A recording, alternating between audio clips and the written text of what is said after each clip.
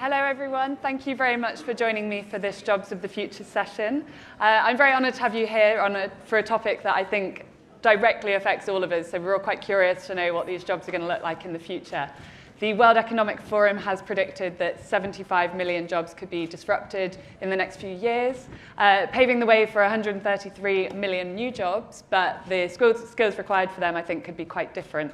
So to delve into what that might mean for the recruitment scene and for us as employees and as business leaders, I've got a very distinguished panel here. I have Kevin Alui from Gojek. He is one of the co-founders of the Indonesian ride-hailing platform. I have Fiona Ang, who is the Vice President and Head of Talent and Learning Solutions for Asia Pacific at LinkedIn. I have Jean Lim, CEO of Hanson Robotics. Stephanie Nash, Global Chief People Officer at Chapman CG, a global executive search firm. And I have John Paul Pritchard, Global Head of Talent Acquisition at Dyson. So to kickstart things, I would like to call on Eugene. And the elephant in the room, or should I say the robot, you are head of a robots manufacturing firm.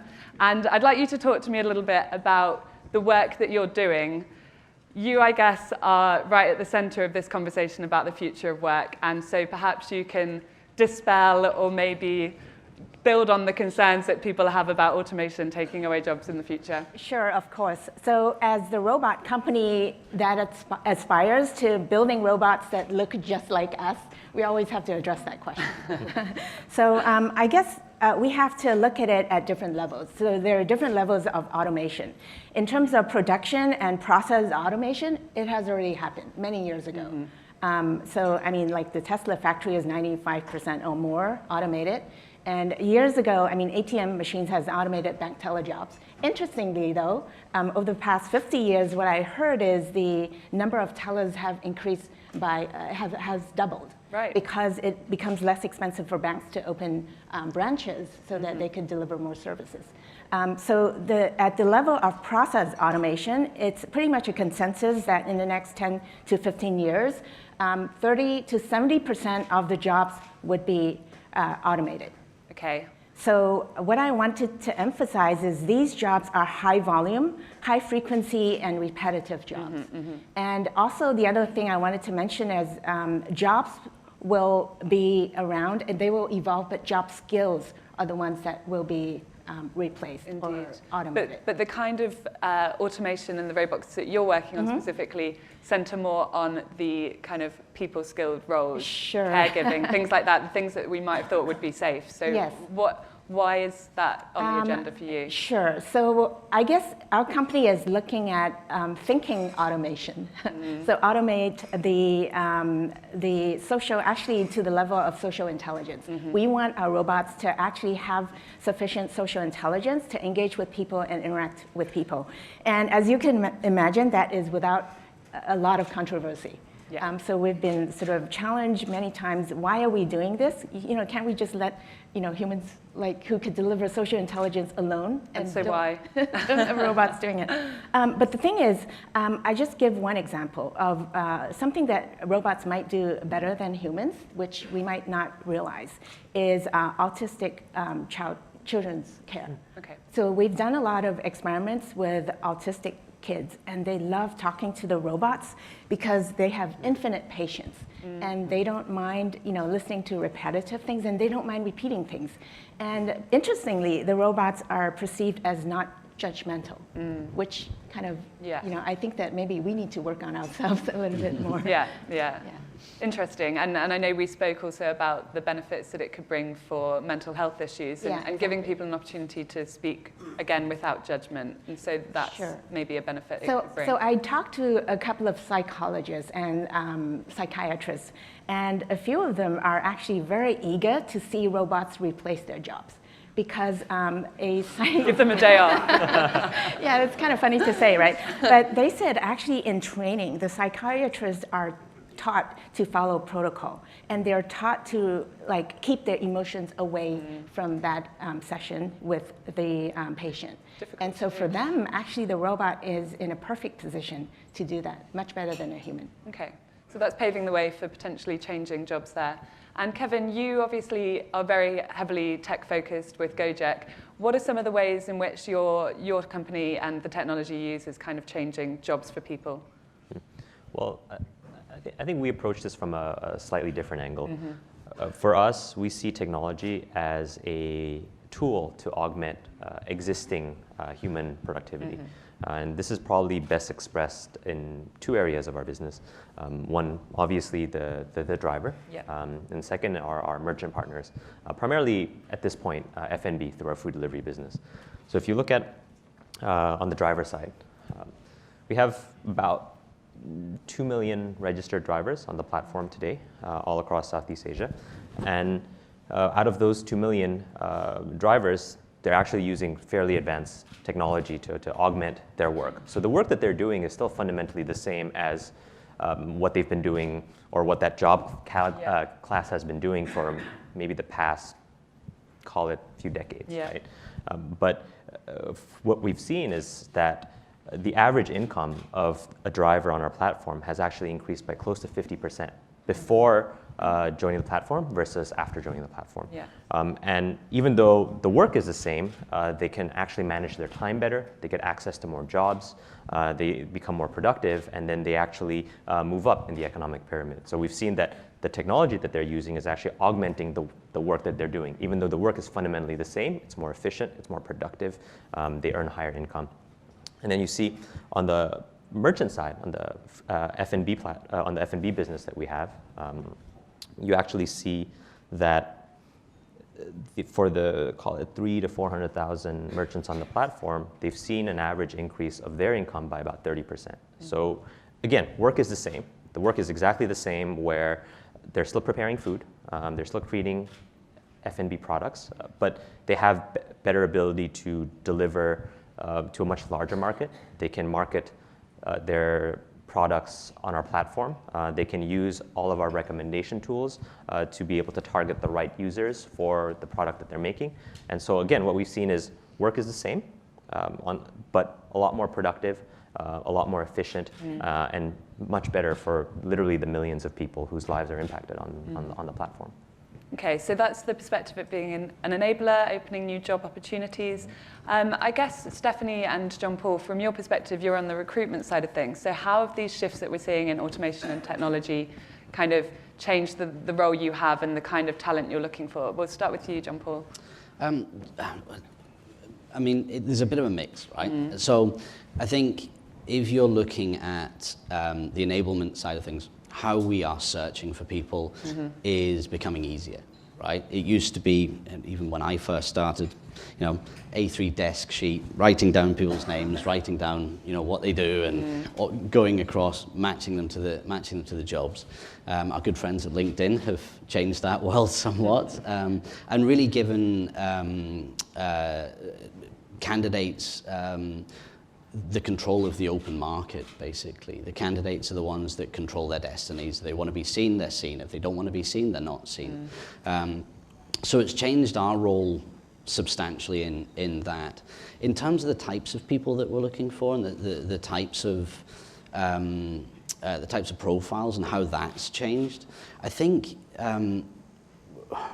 again, it's kind of split into two areas. You have enablement jobs, right? And you've got the jobs that are made easier through enablement, and then that changes substantially the type of job that you would be doing in that role. So that's how those skills have evolved. And therefore, what we look for in individuals are things like resilience, things like learning agility, things like adaptability as individuals, rather than necessarily the nuts and bolts of the hard skills. Because the hard skills, by the time the next wave of technology comes out, the hard skills are obsolete, right? We've got leaders in our organization who know less about the areas that they lead than the kids coming out of school. So there's that piece. The other side of things, and probably the one I don't have an answer for, is industrial automation. And the reason I don't have an answer for is because in general with industrial automation, it's a step away from hate the word blue collar workers, but it's essentially individuals who are relatively low skilled labor. It's a route into the labor market. It's a route into income and obviously all the social impacts that has. It's those individuals that are probably going to feel the biggest impact of automation through industrial automation. Whilst we love it because we've got, you know, digitized ERP and all these types of things. It's those individuals where all of a sudden you go from needing, you know, 400 or 500 people on a production line to needing 10, 15 people who are there just to tweak machines. Two, very interesting points there. I'd like to come back to the skills because I know Fion's got some good comments on that. But Stephanie, you work closely with startups in the recruitment space, and some of these startups are enabling kind of blue-collar recruitment and other kind of things. So what are some of the trends that you're seeing that will change the face of recruitment going forward? Yeah, I think there's probably two ways that I would answer it. So one is I think we continue to hear so much about the dependency and the increased demand that we have for technical skills to enable artificial intelligence, machine learning, cybersecurity, cloud computing, data science, et cetera. And those skills will continue to be increasingly important. And as those skills and those individuals in the workforce continue to build new technology that becomes better, faster, and smarter, it will then provide us with richer and deeper data sets. And so not only do we want to be thinking about the skills that we need to be recruiting for, but also what are the mindsets and the behaviors that we need to ensure we are instilling in the people who work for us and work with us and have access to this data, our data. And so how do we ensure that we are looking for the types of behaviors such as the ability to demonstrate compassion, the ability to think critically and deeply, to solve very difficult problems, to be able to communicate and collaborate with others, and to be those who are not only self-aware of their strengths and development areas, but also socially aware of what those impacts have on others. And so I think as we go down the interviewing path, we will continue to ensure that the functional and technical skills are there, but we also need to complement that with the behavioral attributes and mindsets that we need in the jobs that we have today and the jobs that we'll have in the future.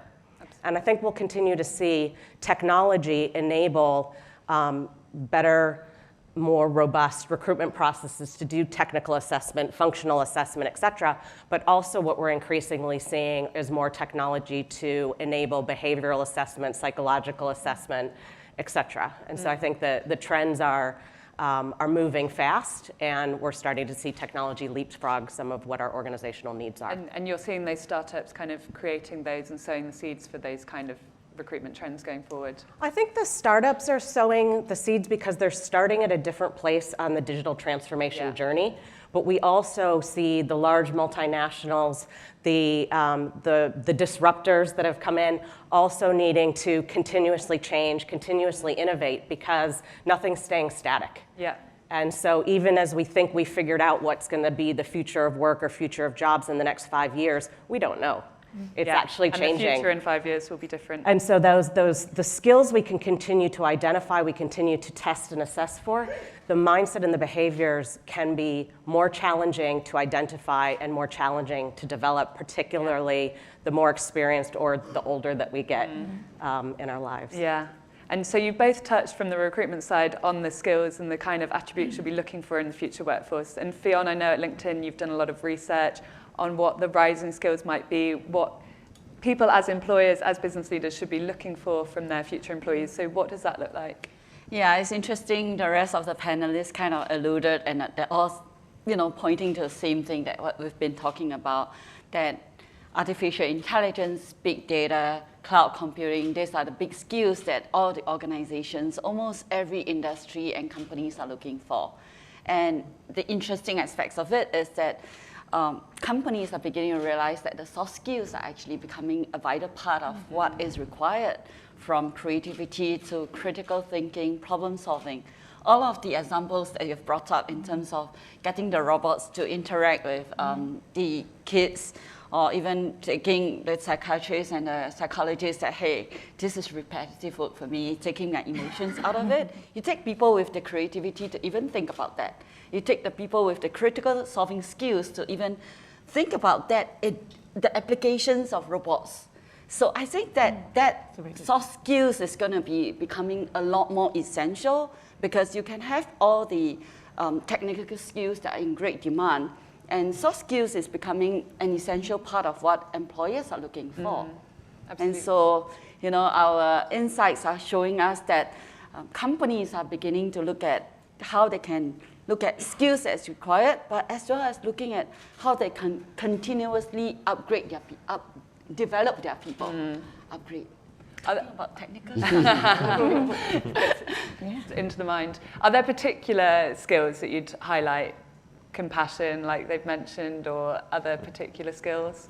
Oh, definitely. I think the compassion is the part where, in order to have that empathy on others, for others, and I think that's where the ability to work together as a team, as what Stephanie has talked about, is actually an important part of how you work collectively as a team, coming out with creative creativity is one I certainly hear a lot about in my coverage. Now, an open question to you all. How do you then prepare for that as leaders yourselves, and how do you nurture it in the kind of next generation and the leading lights of the next generation that you're bringing up? Yeah, well, I'll touch on it on two parts. One is what we're seeing in terms of what organizations are doing, and I think John covered it kind of briefly about it, that companies are beginning to use data and insights to actually help them to understand what kind of skills are companies in demand right now, to actually help them prepare for future of work. At the same time, they need to continuously invest in their people to say, hey, we've got this bunch of people that is with us today. How can we help them to make sure that they have the skills that is required? Because you don't want to kind of leave a big group of people behind.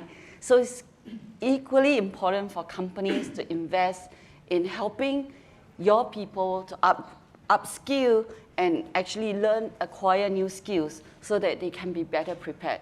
Do you other panelists have suggestions of ways that you're doing that in your roles, how you're helping upskill these people?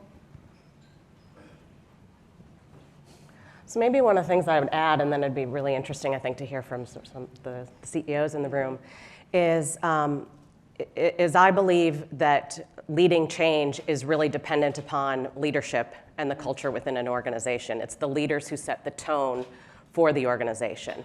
And one of the biggest barriers that we see with change initiatives and transformation projects sticking is that there isn't actually the consistent, demonstrated, and articulated definition of what the values are in an organization and that are expected to enable these changes to happen. And many of the reasons why we initiate transformation projects, initiatives, et cetera, is to drive innovation.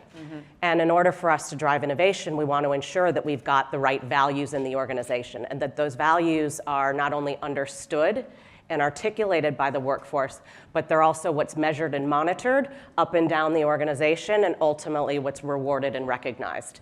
And as soon as employees, they're smart, and as soon as they see from us an incongruence or lack of alignment between what we say is important and what we do, how we behave, and how we're rewarded, they will lose trust in us, and therefore they will compromise or not be willing potentially to demonstrate some of those values that really are required for innovation. And that's things like continuous learning and curiosity. It's responsible risk-taking and rapid experimentation. It's collaboration and teamwork. And it's ensuring an inclusive environment where diverse perspectives and experience are heard. And it's those values that will drive innovation. And so again, if we don't see alignment between what the leadership is saying, what the managers are doing, we will see the individuals perform and behave differently or the same that they have. So we'll see the siloed mentality, we'll see the hero behaviors, we'll see sabotage in some cases, and that is absolutely counterproductive to the objectives of innovation. So I think that really thinking through who we are, defining what's important to us, and then seeing that thread through in our different programs, policies, ways of working, and the behaviors that we expect and we reward in the organization. And we're trying to upskill the robots mostly. Throwing a monkey wrench into this discussion. So I think there's a lot of opportunities for people to upskill themselves, even with the advent of AI. I mean, artificial intelligence is in its nascent stage. I mean, our robots, I would say that they're not even at a toddler level in terms of their intelligence, and they're nowhere near artificial general intelligence. So if you think about it, AI right now is very narrow. It's very domain specific. So there are many opportunities for people to work with the AI as a tool to put, I guess you could say that to put the general into the artificial general intelligence, because you know, AGI is going to take another 10, 20, 30 years. So someone who's at the forefront, what would you recommend people do to be upskilling and learning about these new things? It can be a daunting kind of prospect. Actually, I think we need to expand the pool of stakeholders, not just companies, because in the past we've, you know, I'm from the generation where we, you know, go to school for 15, 16 years, and then there's a career waiting for us for the next 35 years. And it's not going to happen. I mean, the whole thing will change. So instead of doing that, maybe there are more opportunities to give people who are growing up internships, you know, as they grow up. And also, it has to be a continuous learning. You know, so it's not a option for people to go to have continuous learning courses during their career. It has to be a necessity. Yeah, and making people think about it as a curiosity rather than a scary prospect. Exactly, right. They have to embrace it. They have to embrace it, yeah. So I think it's important to think also about what we're striving towards, you know, with all this innovation that we see in the workplace. What are we looking for from that? I think, do you think enough is being done to talk about what the end goal is? Are we trying to achieve a 4-day week? Are we trying to achieve, you know, freedom for everyone to follow their passion? What do you think about that? I think for us, internally within the organization, I think we're probably in a fairly young end of the spectrum. The average age in the company today is 28, probably. Wow.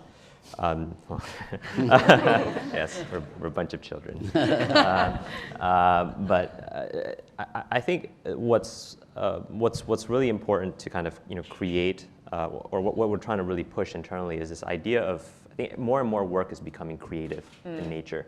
And I really, that point that was made earlier around making sure that one, leadership really kind of, you know, walks the talk.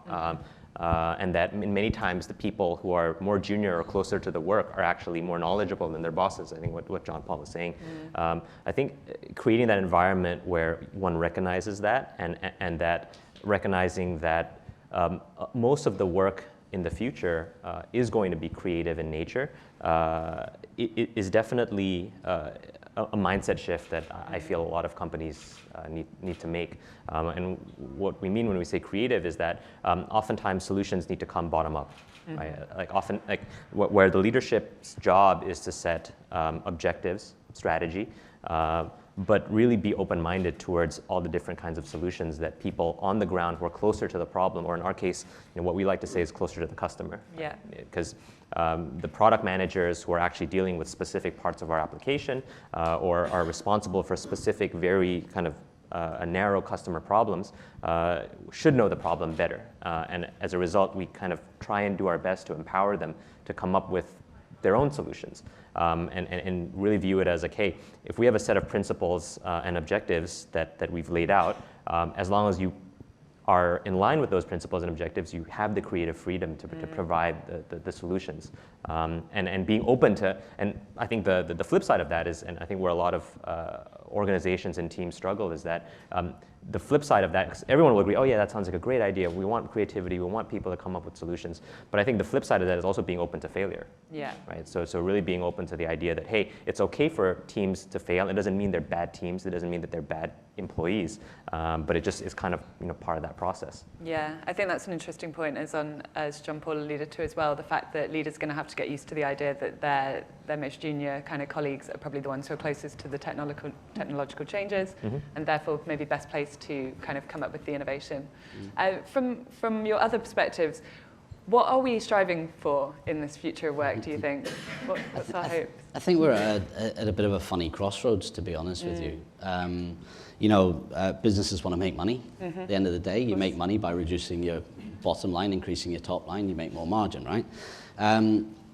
But we've got an increasing volume of employees and individuals who we're trying to hire and attract who also want a mission. And I think it's that mission that is inspiring people. The days of walking out of university straight into a job and this is what I'm going to do for the next 35 years doesn't exist anymore. And it's stepping away and saying, well, am I proud to work for this company? Do I believe in what they believe in? Are they contributing to the environment, to the health and well-being of people, and all these types of things? So we've got that demand from an employee point of view, but then we also have the demand from a consumer point of view, who want convenience, who want things now, who want things without needing to work so hard for them.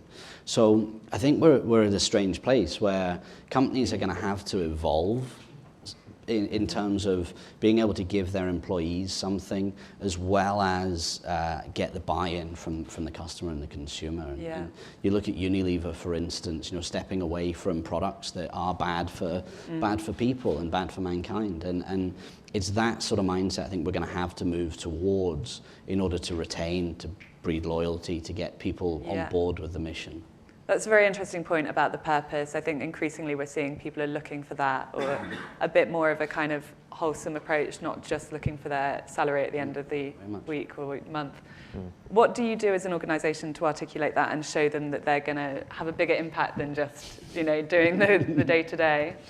I think, a piece of it has really got to be investing in the communities that you work in. To be honest, if I look, and I'm not necessarily here as a spokesperson for Dyson, but if I look at the work that we do in this region, we've been known as a manufacturing organization here. Singapore, Malaysia, Philippines, and it's how we give back to those communities and how we reinvest in those communities. We're talking at length about it. It's kind of our next phase of evolution in terms of how we actually engage back. I've worked with organizations who are investing back actually from an education point of view. Right. Is this to their own employees or to schools in the community? To everything, to their own employees, to the local communities, investing in schools and education facilities. And especially when you look at this region where so many individuals live with subsistence mindsets, especially in manufacturing sets and stuff like that. How do you give education to then enable individuals to move? How do you give them access to that? And I think that's really where the hearts and minds comes into play. I think just to add what John said about people being a lot more purpose-driven. At LinkedIn, we talk about how the vision is to create economic opportunity for every member of the global workforce. And with what John said earlier about how a big segment of the people might potentially get left behind. So what does organizations need to do? For example, in LinkedIn, we have what we call, even on a platform, we came up with a feature that really talks about how people can actually find mentoring. They can find people to help them with career counseling. And these are the kind of feature that we're very intentional about it, because we are very aware that the top big trends that we're seeing is with the rise of artificial intelligence, there's bigger skill gaps. And like it or not, there is also the rise of independent worker for the likes of people who choose to have independent work, but there are also people that are being displaced. So what can organizations do actively to actually provide one-to-one mentoring sessions or coaching, or people themselves having that growth mindset to actually look out for opportunities, like finding people that could help them, or taking up bite-sized learning courses that actually gives them an opportunity to keep on upgrading themselves. I think one of the benefits, though, of actually being here, and I'm speaking from the perspective of an entrepreneur, is that being in Asia, these are not always mutually exclusive, where the technological progress of society and the displacement of jobs and kind of what the social impact of that is. I think one of the great things of, again, just speaking here from personal experience, but I know many other companies in the region who are doing the same thing, where you can actually build a company of scale, a company that grows quickly, but also one that has tremendous social impact. Yeah. I think, for us, it's our drivers and our restaurants again, but I see other companies, e-commerce companies, that actually, again, grow very quickly and have raised tremendous amounts of funding and are huge businesses in and of themselves, but at the same time delivering a ton of social impact. And again, it's because of the region that we're in where I think, again, John Paul mentioned how there is a certain kind of societal makeup where, unfortunately, today the bottom of the pyramid is fairly large. And I think a lot of businesses here should probably recognize that this is actually a huge opportunity to both build a large business, but at the same time impact millions of lives and uplift millions of lives. These are not mutually exclusive, where I think if you look at it often in a Western context, it's through these things like corporate social responsibility type initiatives, and those are great. But I think people in this part of the world should probably be a little bit more creative and think, like, how can we actually build something that structurally is actually in line with creating that social impact. And there are tons of these opportunities. And I think a lot of these opportunities are actually unlocked through a lot of the technologies that are available today, such as the widespread proliferation of smartphones.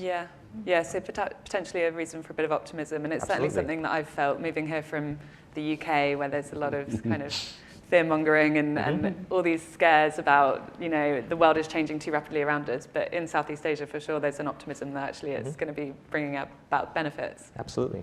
But what are some of the considerations we think we need beyond just the workforce and beyond our day-to-day jobs? What are some of the implications of this changing work landscape on, society, transport, how people are living? What do we need to think about in that regard?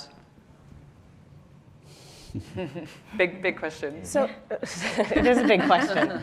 I think that there's a lot of dimensions that we need to be thinking about. I think that one of the things we need to do within our organizations is to be talking to our leadership as a starting point around the reality that the world is changing, and to create that compelling vision and that level of awareness that says we cannot keep sitting in the same room in the same way, in the same clothes, the same ways of working as we have before, because the world will pass us by. And we need to acknowledge and embrace these changes that are happening and be willing to lead them in order for our company to not only survive, but to thrive. And then I think we need to be looking within our organizations at the policies and practices that we have in place that may no longer be relevant given the workforce that we have, that it's changing, and that we expect to have in the future. A lot of our policies are very time-bound. We have long service awards. We have working hours, working days. We have annual processes that survey people, manage performance, manage salaries, et cetera. And we have vesting periods for equity, et cetera, and a lot of these time frames are just not as relevant today as they will be in the future. And so I think that we really need to ask ourselves, do the one-size-fits-all, do the unilateral policies and processes that we have developed over the years remain relevant today? Some may, and some may not, and we need to be willing to take some of those leaps to change things within our organization and in the different markets that we operate, in the different industry segments and types of the workforce that we operate. And I think that we also have a role to play in advocating with our local markets, our local governments, our local regulators to say that some of the policies and legislation that are in place today are not going to enable us to hire the people we need to hire, to onboard them, to pay them, to relocate them, and to terminate them. And so if we don't work together within our organizations, amongst our leadership, and with our community partners and stakeholders, we're not going to move at the pace that we need to move. Policy for sure is something, and I think we're seeing that a little bit in California, looking at different laws and regulations for gig workers. John Paul, did you want to weigh in? I was just going to say, I mean, I'm desperately ill-equipped to talk about geopolitical issues, but I think if I look at it from something that's probably more passionate to me, I think that the current education system and the current formulaic way that we learn is probably the biggest, ripe for the biggest shaking. of where we are at the moment. I think what it's preparing us for and what it prepares companies for is really a base level. It doesn't really, whilst okay, certain institutes, yes, they are an indicator of success, but they're also generally an indicator of socioeconomic power as well, right? So I think the education system, if you look at it, you look at the displaced workers that we're going to be talking about, they don't have access to that type of education. Me, myself, I left university with no undergraduate. It wasn't for me. Education, I'm dyslexic. Learning in general wasn't really, formulaic learning wasn't good for me. But experiential learning was. And the ability to get into an organization and to see and do the way things are seen and done. And that for me was a much bigger catalyst and a much bigger developer. I went back to education, I did my master's in the end, but that was more driven by a personal desire to learn more about things. So I do think that we're ripe for a shake-up in education, and I do think we need to look at it. Yeah, I think that's a very crucial point, and I don't know if there are people here in the kind of education sector in the audience, but what would you like to see more of? You've spoken about this practical, maybe more internships where people are actually getting to see the realities of what work's like. To the rest of you? I just wanted to maybe also expand on what Paul said, is I think as a society, we need to redefine what work is. It's always, there's a negative connotation about contracting, right? We'll say, oh, you're an employee, you're a contractor, so you're lesser than the employee. But recently I read a research, I forgot where it came from. It says the top thing that employees want is actually flexi time, which wasn't the case before. It was more about salary, recognition, and all that, but now it's flexi time. People want flexibility to have a real work-life balance and not just lip service, right? So if we define work in a different way and let people have their flexibility, I think we'll all be better off and give the society a chance to have more resources that's committed to doing the job tasks that they need. Yeah, and that could have an impact, I suppose, on congestion in these big growing cities. If people are less regimented in the 9 to 5, which obviously everyone knows is not actually a thing, it might free that up a little bit.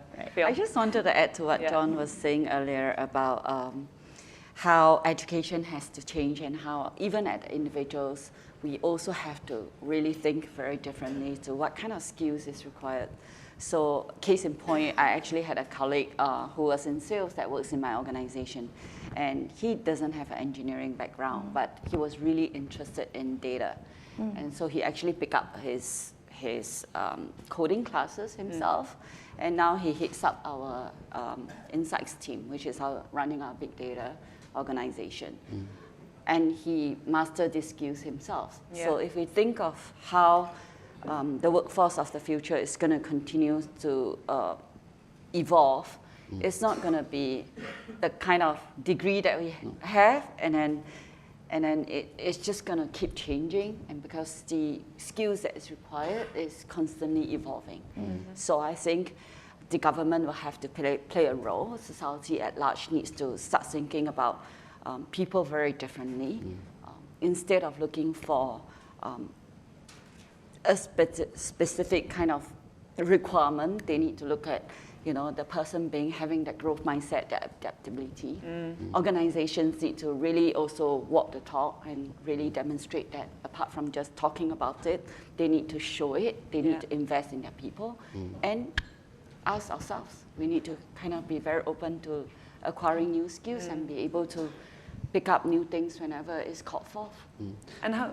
Sorry, I was just going to, that as a kind of expansion, again, I've worked in multiple organizations, consultants and stuff like that as well, and if I look at the way the majority of organizations treat learning and development, and I would challenge anybody to go and have a look at your learning and development budgets. My guess is the majority of what you put into learning and development is spent on run the job training, run the company training. it's not spent on enrichment. It's not spent on Personal changing growth. the business. Yeah. It's not spent on, and gaining access to those things generally is based on individual performance, and the barrier to getting the dollars in order to do the enrichment training, in order to become a coder, in order to learn a language, in order to do all those things that would create a much more rounded workforce. Generally isn't available to everybody. If you're spending 70, 80, 90% of your budget on run the business training. Yeah. I think one of the things, just to add to that, is where you can find the budget if you're out there looking for your learning and development is in your digital transformation budget.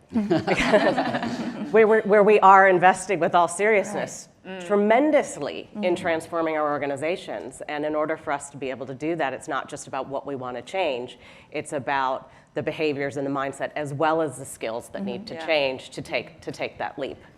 And to come back to the flexibility point, I'd be curious to know if there is this rising demand and potentially people who want to have multiple careers or these super jobs, would there be any willingness or do you think feasibility from your guys' perspectives to have staff who are potentially working for several different employers? We see it in some regards, I guess, in more functional jobs, but maybe in more high-level jobs. Is that something that you think would be at all possible?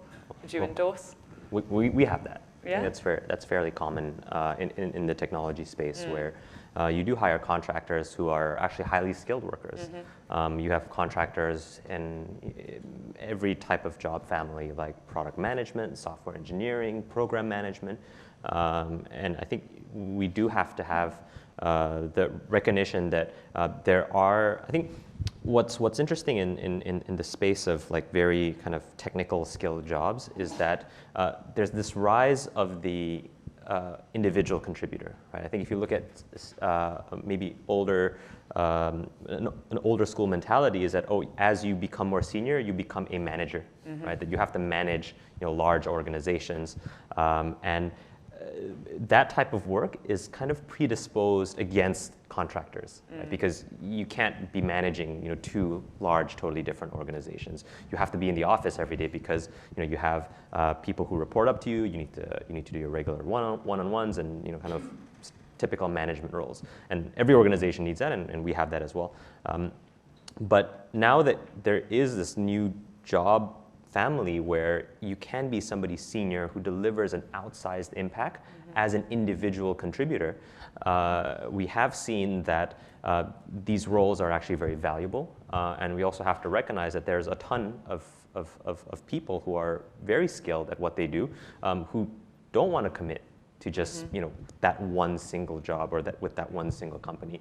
And I think, again, it's not realistic to say the whole company is going to look like this, but in specific, there's actually a time and place where you can actually get these people to deliver a ton of value to the organization, even though they are working on a part-time basis. They're working with maybe one or two different companies, and they're not a permanent employee. Yeah. But it's really about identifying what are the type of roles where such an individual could be impactful, and being open-minded, especially if your organization doesn't really have these type of openings yet. Yeah. So a bit of a kind of reasonableness from the employers that they're not necessarily going to have full control of their staff all the time. Yeah. I'd just like to take a moment now if there are any questions from the audience. We've got a gentleman at the back with the blazer on. If we can get a mic over there. Thank you. Thank you so much. Firstly, I think it's a great panel today.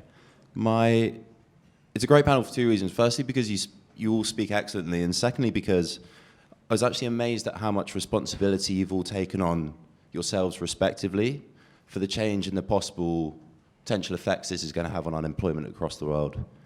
And my question actually suggests, how do you predict that state legislation is going to have a role in affecting these levels of unemployment that are undoubtedly about to exist? And is that going to be through changing the education system or providing a check and balance to corporations? Anyone like to take that one? I personally think it has to be a bit of a mix of the two. I mean, there is, in general, some social responsibility that is needed from governments. And as I mentioned before, I'm desperately ill-equipped to start talking about governmental policy and things like that. But I think that needs to happen. But I also think governments need to take responsibility and take businesses to task. I don't think businesses necessarily work at the behest of governments anymore. I mean, the Philippines is probably the best example. In order to hire bulk workers from the Philippines and put them into different environments, you need to pass a right and proper test as an organization. The government hold you to account as an organization in order to be able to do that. So I would probably see an expansion of that type of legislation and organizations being held probably to more account by government. But then absolutely, I mean, there needs to be an investment in social education systems or different ways of training. Governments need to start taking responsibility for empowering that workforce, but then B, protecting it. Yeah. I think if we take a case in point for Singapore, the Singapore government definitely play a very active role. From Skills Future, they talk about how every citizens and PR needs to have a $500 credit, though many may not think it's a lot, but actually they have very deliberate programs put in place to make sure that people are being reskilled and upskilled, to make sure that it keeps up to the needs of the workforce, because it is going to present a big society problem if a majority of the people get left behind. It's going to present another set of problems. So I do think that government across the world are very conscious and very aware that how the automation, the wave of fourth industrial revolution is presenting a different set of challenges. And if they don't do anything about it, it is going to be another set of new set of problems. There needs to be some creativity there, I think, to rethink that education system and that problem. Any more thoughts before we move on? And of course, some progressive government are toying with the idea of universal basic income. Yes, yeah. So again, that is not without its controversy. And so where is the money coming from? Presumably, it's from the increased productivity from automation. And there's also talk about, let's tax the robot and give income to the Thoughts human. on that? Which is not a bad idea. Okay. I mean, the robots are not smart enough to complain about it right now. Right, business owners, I mean, is that something that you could support? Jean? Yeah. This Sure, whole concept? Before they start complaining, yes, we should put this policies in place. Any other questions from the audience? We've got a gentleman over here.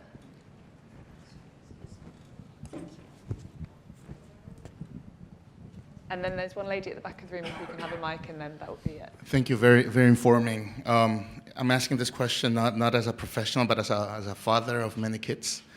It's a very genuine, down-to-earth question, similar in the government context, but as a father or as a parent. And work is dignity, jobs are sacred everywhere in the world, but for Asians, we start training for the job since elementary school with English, with multiplications. I mean, for an Indian community, they do double-digit multiplication. It's a very normal thing. So we always deal with math, science, English, Chinese, and Japanese to an extent. Right now, with all this AI, robotics, and everything, if you all had a kid today and you're sending to elementary school, what would be, like, would you teach coding to a 3-year-old kid? I don't know. Like, what would be the 3 things that you would, teach them as a base skill set, such as, adding, subtracting? I mean, just very genuinely down-to-earth question. Cool. Say you had a kid, Kevin, elementary you school. said no kids yet, but you put the time in. I've actually thought about this, even though I have no children yet. It would probably be software engineering, design, and philosophy. Nice. I would probably choose those 3 topics. Software engineering because it seems like as more and more things move into, choose your software-related buzzword, ML, AI, automation. I think automation is probably more hardware, but there's also a software component to it. It seems like more and more of the work is going to actually relate to, how can you turn your thoughts And it's a language by which you can turn your thoughts into the thing that actually runs the world today, which is software. And that's actually the problem, is that most people today cannot actually turn those thoughts and those ideas into things, because the language that you use to do that in the modern world is actually software. Design, because maybe some will debate this, but I think we're still a long way away from actually having design being done by machines. Although I know there is an amazing looking concert hall, I think in Germany or in Austria, that's actually been designed by ML systems. So maybe I'm wrong on this, but it feels like a design is going to still be a long way away from being kind of taken by automation. Philosophy, because I find that a lot of the work ranging from a moral standpoint all the way to really understanding, what products to build for people, tends to be a very philosophical process where, how do you make the right decisions for, let's say, building an application that's going to be used by millions of people, right? Like, I think a lot of the things that is coming up today, where the media is talking about, probably most popularly today is Facebook, right? And then Facebook is a popular punching bag these days, but I think a lot of the questions that are being asked are actually deeply philosophical questions around, utility, implications. And I do think that's an important skill set. Nice. I'm sorry, I just would like to take this lady's question at the back. Yes? Yeah. Just to take what Kevin had said a little bit ago, and what Stephanie and John Paul had said about the need for offering continuing education opportunities and having more highly skilled, independent employees.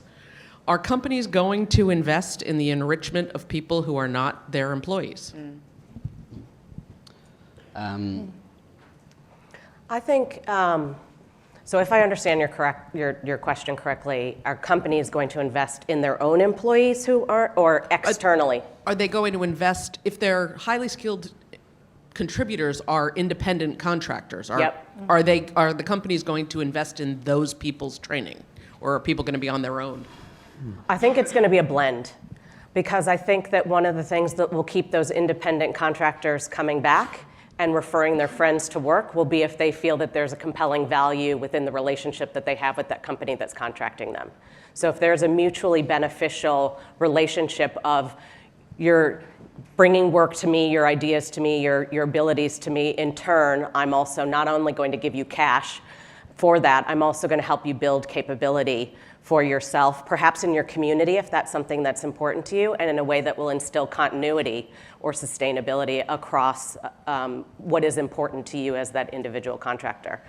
I think there will also be an expectation that if we're hiring an individual contractor or contractor company, that they're bringing the skills into the organization that we're paying for. So we would want to know and see from that individual or company that we're hiring that they are investing in the skills development and leading edge technology, et cetera, that they then bring into our organization. So I think it has to be two-way, and it has to be part of the, call it, contractual arrangement between the individual and the organization that's being contracted. I think it would require a new way of thinking as an organization, to be honest. One of the reasons why organizations go to consultants and contractors in general is essentially it's a procured service. We go to augment the core workforce that we have anyway. So if you're then buying in these skills, it's almost you're relying on these people to teach the core that you have already, rather than the other way around. And so it would take a mindset shift that the success of a consultant or a contractor it is also my responsibility, and to be able to add that. So I think it's probably a bigger mindset shift than just offering them the same training route. There is also a lot of legislative issues around co-employment and things like that can cause challenges when training those individuals. So maybe ceding a bit of control from a leadership perspective. I'm conscious we're running out of time, so I would just like to pose a final question to each of you, if you can maybe answer in a sentence or so, if that's possible. What would you be looking for in this potential jobs of the future utopia? What would be something that you would like as an individual, or how you'd like your job to look? Let's kick off with you, Kevin. As an individual? As an individual, well, I mean, you run a company, so there are implications, but what's an end goal that we would like as a society for our jobs? I think going back to the point on creative expression, I think ultimately we think that the jobs of the future, either going all the way down to a driver on our platform, all the way to management within the company, we want to be able to build a world where the work is truly fulfilling and rewarding, and we believe that the best way to do that is to make sure that it is one where I think one's freedom of creativity is expressed the most. They can invest in it. Yeah. Fionn? Yeah, when I think about, the way you describe it as in the future, I think about the vision of what we're trying to do in LinkedIn is to create economic opportunity for every member, and every member is a huge calling. And by that, it means there's lots of responsibility for everyone on the platform or not on the platform to actually reach for that one more person, so that you are actually helping others to fulfill that economic opportunity. Because on its own, without just organizationally, it's impossible. But if everyone play a role to actually help another person, I think the impact will be huge, and that kind of fulfillment it can bring for the people out there, it will be very different. A bit more equality, communality. Yeah. Jean? So we're talking about far future, right? So in the far future, I guess what we're looking at How long are we talking? Are we all going to be here? is, of course, the AGI is here. Yeah. And AI and robots will basically do everything that we don't want to do. And then maybe humans will be in a new leisure class that we could philosophize and self-actualize. You'll have a colleague in that. Stephanie? I think for me it would be around the ability to align my personal passion and personal interests with the professional impact that I think I can have and the professional imperative that I see in front of me, and for the same to be the case for my children. Mm-hmm. Lovely. And John Paul? For me, I think probably safety, not as in job safety, but as in psychological safety, I think is key, especially when you're able to express creative learning. And I think acceptance. We haven't really talked about diversity, which surprised me slightly. But we talked about education. We talked about formulaic education. What that gives you is one way of thinking, one way of doing things. And I think we're all working for multicultural organizations. We have the ability to do things differently, to bring people in from different backgrounds. But without inclusion and acceptance, diversity doesn't matter. Mm-hmm. Great. And for myself, I think maybe some more free time to pursue other things, maybe some cooking, which takes me nicely onto lunch. And with that, I'd like to thank you all for being here and listening. Thank you. Thank you.